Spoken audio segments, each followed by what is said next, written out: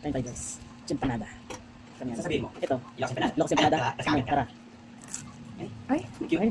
Ay, ano ba dapat? Hindi mo na antis na sa'yo. HDM. Guys, empanada. Kamay naman. Sarap to. Galing Free. pang? Galing tong Muntinlupa. Ilocos empanada. From Muntinlupa. J-Dap Food House. J-Jap Food House. Gabi.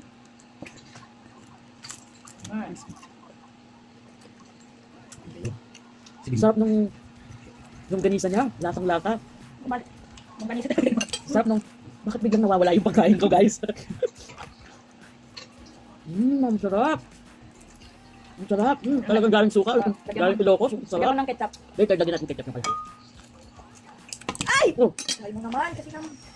sarap niya, guys. Yung itlog niya, ay buo siya, hindi siya tinipid. Sabi mo. Parang maganda siya. Talagang mix na mix yung... What do you call this, guys? Papaya. At saka yung konting munggo. Ang sarap niya. Kung gusto niyo mag-contribute kayo na sarili niyo, hindi yung sa akin, nakikisiksik kayo, ha?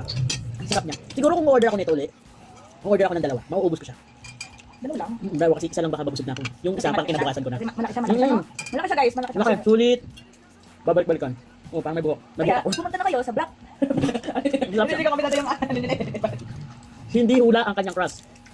Hindi Hoy, tansya. mami, ka. Pinainit natin yan. Kung advertisement ka naman. Hindi tansya. Ibig ko sabihin itong crust niya, hindi hula. Siyempre galing pa Muntinlupa yan, tapos Ano naglupa to? yung fiber. Original siya na Homemade. homemade na. Hindi lang ba pa-chamba-chamba.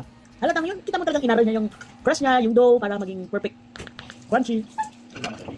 Babot mo guys. Masarap siya talaga. Ipopost ko to sa YouTube Reels ko. YouTube short videos. Kung abot. Okay, mamaya na yung suka. Try ko tong may ketchup. Tingnan natin guys kung masarap. Kung may ketchup. Pero fan talaga ako ng ano yun, suka. So tikman natin siya may ketchup guys. Kung masarap siya. Tikman na natin. Pag sa Facebook yan, hindi mo makita, tapos itan mo yun yung page niya. Hindi mo tapos ganyan. Di ba nagustuhan? May Tikman ketchup. natin ulit.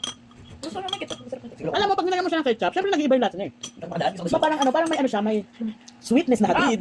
Meron siyang sweetness na hatid na napakasarap. Nag-level up siya, pero bilang original tayo, dito tayo sa suka. Pero masarap din kahit may ketchup. Kahit ketchup ang gamitin niyo, masarap siya guys. Di ba? Di ba? Ganun. Mm-hmm. Parang ano siya? Kung suka, para siyang ulam. Kung ketchup, para siyang dessert. Wow. Masarap siya. Parang ulit ng suka. Meron cheese. Meron din siyang may cheese, pero hindi ko pa natitikman yun. Maybe next time matitikman ko na yung may cheese. Kasi pag nag-order, Lagi kasi nasa-sold out yung cheese niya guys. Kaya ngayon, ito lang yung nakarating sa amin. kinain ko ng driver yung cheese. Guys, galing pa to ng Muntinlupa ah. Akala namin tinakbo na ng rider. Nagpalalamog kami para sa empanada. Anong dalawa talaga? Ang sarap talaga. Kung ako sa'yo, bilhin na kayo, homemade, Ilocos empanada inspired talaga siya. Made from Muntinlupa.